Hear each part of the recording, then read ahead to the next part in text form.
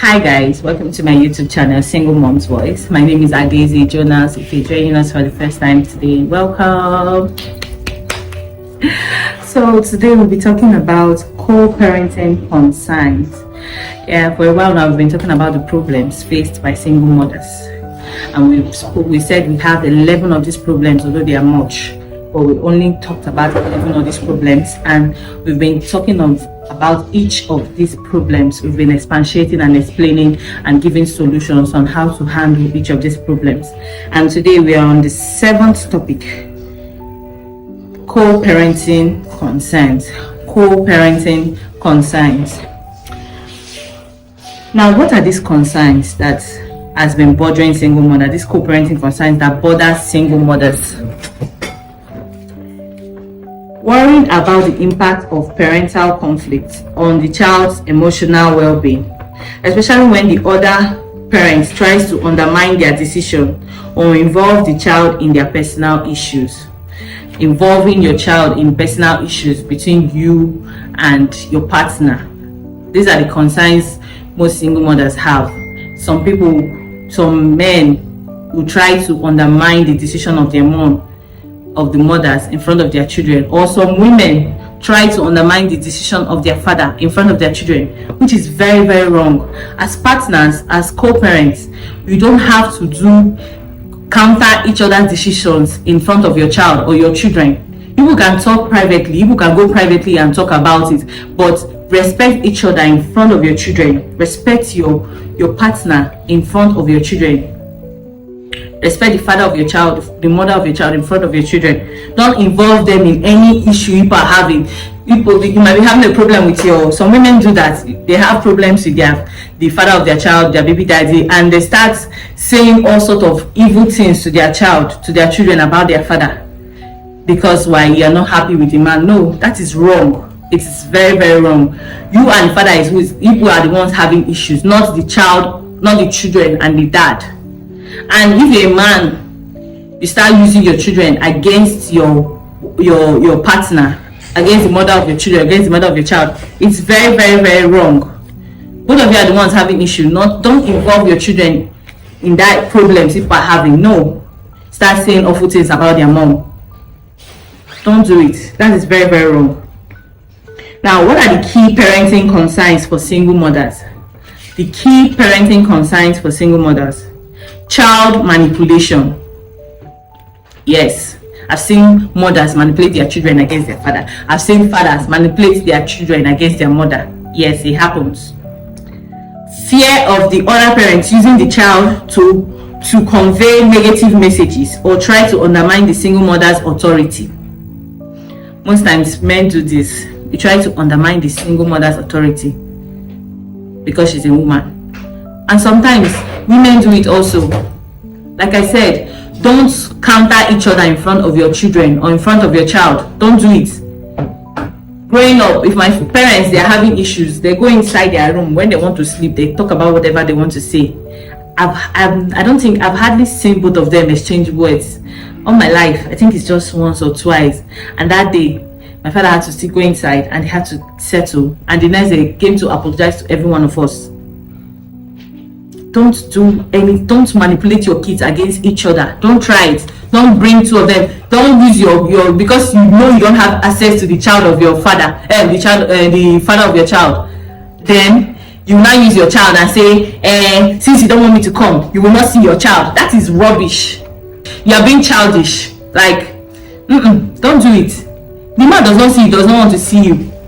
So you will not stop him from seeing his children or his child. No. The woman does not want to see you, she doesn't want to see you. You will not stop her from seeing her children. She doesn't want to remain in that marriage, she doesn't want to remain in that relationship. Then you will now go and take her kids from her. That is wrong. That is very, very wrong. Don't manipulate, don't use your children to manipulate your partners. Visitation issues. Visitation issues. This is the second key concern. Dealing with pick-up challenges and drop-off times, and the other parents not adhering to visitation agreements. Your baby daddy says, come by so time to pick up the child or your children. then you come before that time. What do you come find? What are you coming to look for? I don't understand. There are boundaries. You set boundaries. You don't barge into somebody's house without informing them of your arrival, that you are coming. No, you don't do it. If your baby mother said 11 a.m. come by 11 a.m. You are a man, does not give you the right to barge into her house. You are paying for the hospital bill and upkeep, does not mean you have the right to come anytime you like. You are no longer together. What if she has a new partner already? Then you just come into her house. You are disrespecting the new person in his or her life. If the child of your father has a new partner already and you just barge in there, you don't have any right. The house belongs to the new partner now. If your baby mama has a new partner, you don't have any right to. The house belongs to her new partner. So once they tell you this is the time you should come pick up your children or drop them off, come at that time. Don't come before that time. Don't come after that time. And the pick up and drop off challenge, you call some women call the father of their children to come and pick their kids up. Maybe probably they are busy or they are not off work, those that are working on shift. And you see some of all these men, they don't keep to time. They prefer to do other things and become irresponsible. That is bad. Or you as a woman, the father of a child tell you, come and pick up this child or go and drop her off at school. Then you go and start doing something else. That is very, very irresponsible. That is wrong. Keep to time. Keep to time. New partners. The third key concern is new partners.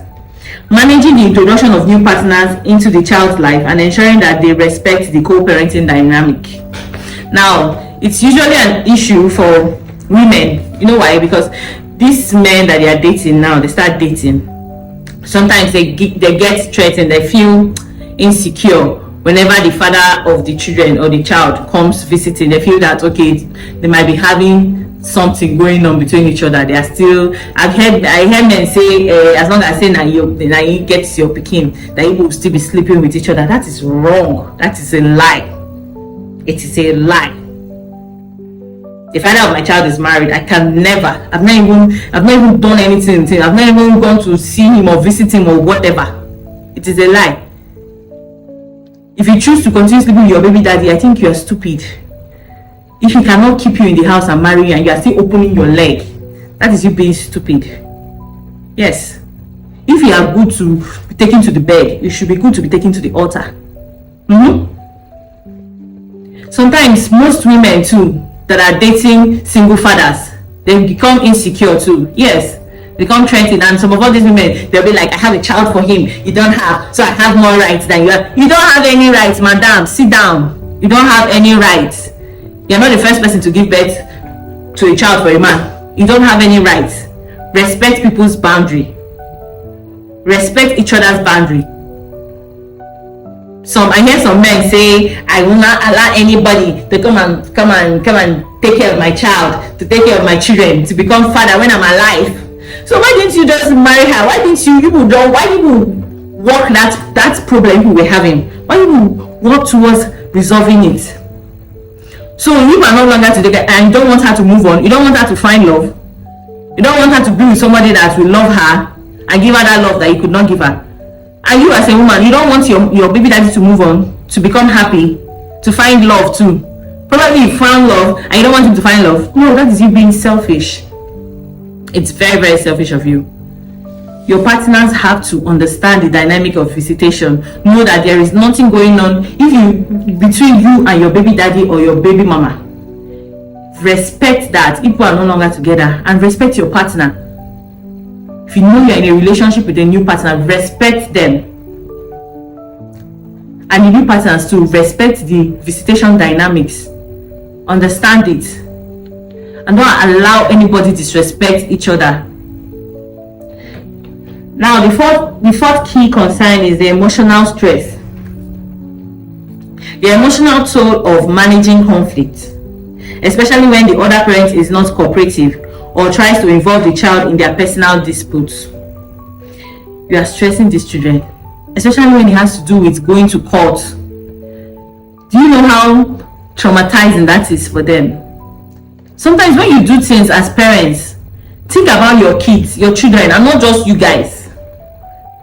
Don't put people's needs first.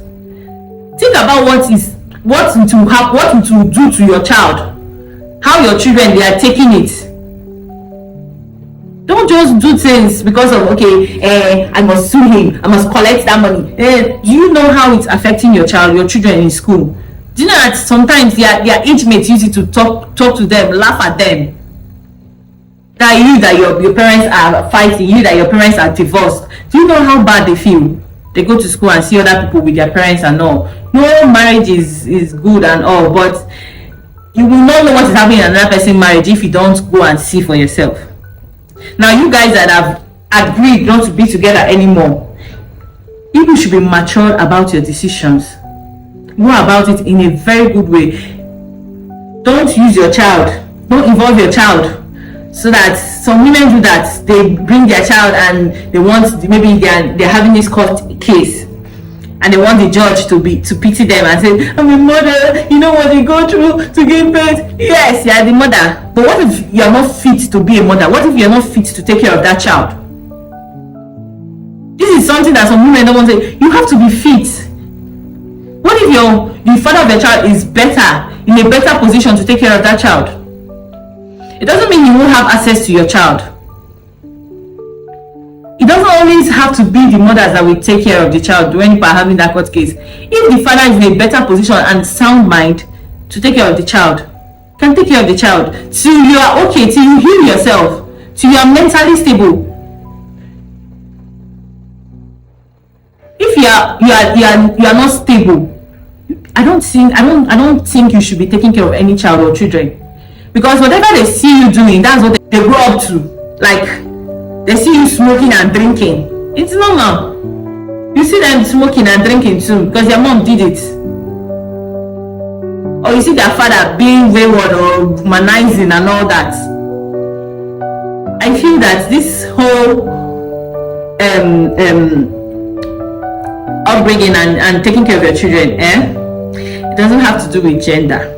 Although it's better for women to take care of their children, to be in possession of the children. Why? Because most times men are always busy, and in my language they say anya rohana. I don't know how it so sometimes they might not notice certain things the way a human will notice it on time. So you get, most times they are always carried away. Yes, but in a situation where the man he has never been in that picture, auntie, hold your child. Yes, he has never been there, so I don't understand. Even if he sue you, sue him back. He was not there from the onset, so why would he come now from out of nowhere and come and want to take your child away from you? Lie, don't try it. Don't allow it. Now we are moving to the solution, how to address these concerns, how to handle these concerns, how to tackle it. The first one is focus on the child's need. You see, when we said emotional stress, it might be doing certain things and you don't know you are stressing your child. Focus on your child's need. What does your child want? Some children will say they want to stay with their father. Allow them. If they stay there, maybe you've been telling them your father is not a good person, don't stay there, and they say they want to stay there, allow them. Once they stay there and see the shege that you've been preventing them from experiencing, they will come. Nobody will tell them, they will come back, they will leave. If they say they want to stay with their mother, you know their mother is not good and she's not stable, allow them. That is what they want. Focus on your child's needs. Prioritize the child's well-being and stability by maintaining consistency in important areas like discipline and routines. Be consistent. Whatever you start, be consistent with it. If you start by dropping off your children at your baby daddy's house every weekend, continue it like that. The fact that people are not together does not mean the parents, the children should be away from their father or away from their mom to stop or cut any communication. No, don't do it. Children need both parties. They need both their father and their mother in their life. even if they are not staying under the same roof. Even if, be consistent with whatever you are doing. See that upbringing, that hand, that hand you used to train them. Continue that hand, that pattern, that routine. Don't say because you and your baby daddy is no longer together, you will have to stop certain things. If it's every Sunday, maybe when you guys are together every Sunday, you will go out. Still take your kids out. People are co-parenting now. Doesn't mean people are back together, but continue that ritual, that routine, so that they will not feel that gap. They will not feel that, okay, my father is no longer here, my mother is no longer in the picture. No. The only difference is you guys are no longer living together. That is it. If he's the one that always goes to pick them up in the morning, allow it. If he's the one that always goes to pick them up after school, allow it. If she's the one that picks them up after school or before school, allow it. So that they will not feel different. Number 2 is how to address these concerns. Set boundaries. Set boundaries. Clearly define roles and responsibility for each parent. Yes, I will say that again. Clearly define roles and responsibilities for each parent and establish limits on communication with the other parents when necessary. If the mother says, please don't call our child or our children by 10 a.m. respect 10 a.m. or 10 p.m. respect that. If the father said maybe the children they went over to the father's side for weekend or something, and he says don't call them by 12 a.m. or 12 p.m. respect that. Respect that rule. Define each other's responsibility. Okay, I'll be paying this child's school fees. I'll be paying the children's school fees. Me, I'll be buying their clothes. Define your roles. Be part.